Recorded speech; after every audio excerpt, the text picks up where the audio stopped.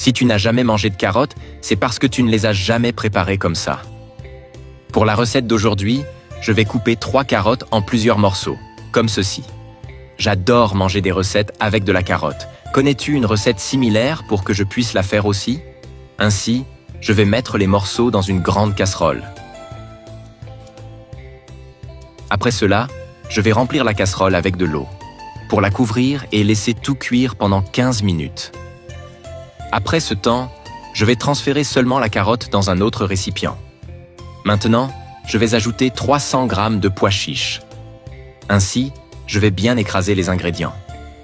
Sais-tu déjà comment la recette d'aujourd'hui va se terminer? Elle va te surprendre.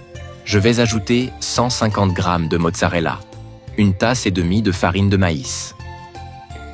Aussi, une demi-cuillère à café de poivre noir, une cuillère à café de sel, pour bien mélanger tous les ingrédients ajoutés. Et avant que j'oublie, dis-moi de quelle ville tu nous regardes pour que je puisse t'envoyer une accolade spéciale. L'accolade d'aujourd'hui va à Camille Duret, de Normandie.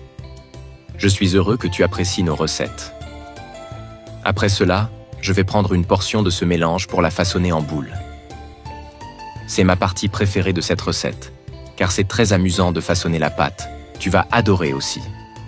Ainsi, je vais faire un trou au milieu, pour ensuite mettre un peu de mozzarella à l'intérieur de la recette et la refermer.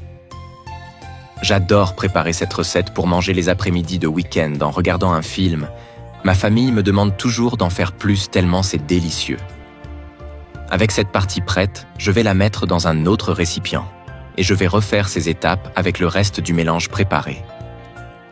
Cette recette est bien plus délicieuse et saine que les recettes similaires vendues dans les snacks traditionnels de la ville, en plus d'être faite avec beaucoup plus d'amour et de soin. Encore une fois en mettant la mozzarella dans le mélange et en la refermant. En plus de tout cela, cette recette est aussi très économique, car normalement nous avons déjà tous les ingrédients pour la faire à la maison, sans avoir à sortir pour acheter des ingrédients en plus, et donc en perdant du temps et de l'argent dans le processus. Avec les portions de la recette déjà prêtes, je vais mettre ce récipient avec la recette dans une friteuse à air à 180 degrés pendant 20 minutes.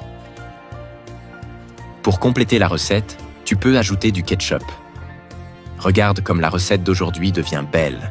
J'ai hâte qu'elle soit enfin prête à manger.